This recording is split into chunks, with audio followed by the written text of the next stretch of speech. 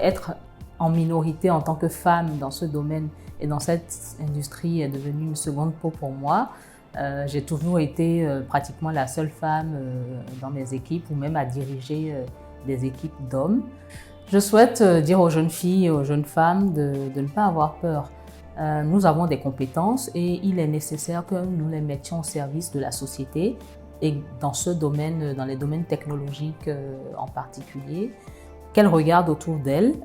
Il y a beaucoup de femmes, il y a de plus en plus de femmes qui sont présentes dans cette industrie et qui ont des carrières remarquables, qui sont des exemples dans tous les pays, au Bénin, en Afrique, un peu partout dans le monde. Donc, chères petites sœurs, je vous exhorte vraiment à regarder autour de vous, à vous renseigner sur toutes les filières et les formations dans les domaines scientifiques. Vous en êtes capables. It's been 20 years since I joined the GÉANT community. I was the first woman at the time in the technical team. I often get asked how it is for a woman to work in a male-dominated environment. It is undeniable that the gender gap exists. There are some challenges and I have experienced some myself, but the balance has been positive. I always thought I should not lose focus and I should not give up just because of some difficulty. At the end of the day, there will always be people that undermine us, for whatever reason, but we should appreciate those that empower us. I was lucky to have these people around me that supported me and inspired me, but it is important to have more women to be a role model to change things.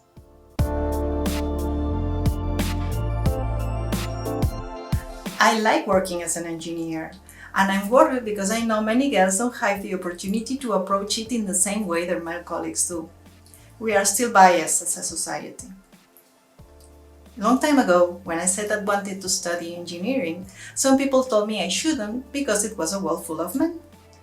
And it's still happening today, and why should this be a problem? It won't change it if we don't change it. Our society finds it normal for a boy to do robotics, but when it comes to a girl, they find it surprising. And this is the first step to prevent these girls from approaching a world that could change their life forever.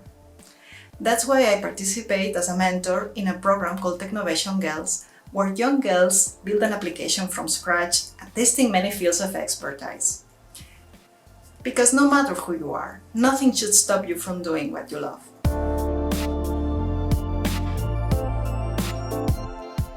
As network engineer, my professional career has always been in a man's world, a characteristic shared by many fields, from universities to commercial service providers. Nevertheless, in the few occasions I had the chance to collaborate with female colleagues, I always learned something new. They showed me creative and out-of-the-box ways to solve technically challenging puzzles, and I also learned how important it is to care about what you do. Differently than the average man in STEM, women have to fight for their job and to be heard in their workplace. Their passion is a synonym for their spirit and strength to overcome the challenges ahead.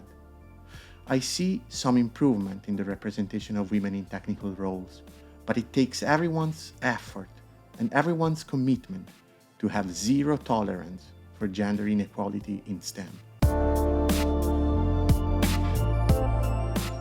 To me, being a resilient leader means having patience, energy, and heart. I love my job and its challenges. I love the community we serve and the good we achieve. But the past 2 years have been hard. As the pandemic wore on, our staff were faced with more meetings and tighter deadlines.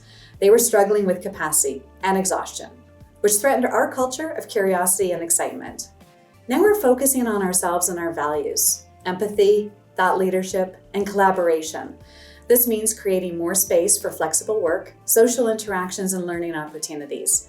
We hear a lot about the importance of work-life balance, and while we recognize that it's important, that balance has been incredibly hard for us to find. For me, it has been a humbling lesson in taking care of myself, to be the best mother, wife, and leader that I can be. The first thing I did was focus on self-awareness, both personally and professionally. I needed to better understand my own strengths and weaknesses. For example, I now know that I'm not the best grade 3 math teacher. I also recognize how much exercise and a good night's sleep made a difference in maintaining the energy levels I needed to succeed. Being resilient also means I need to be continuously learning. So I'm very thankful for my peer network and every challenge that brings a new learning opportunity.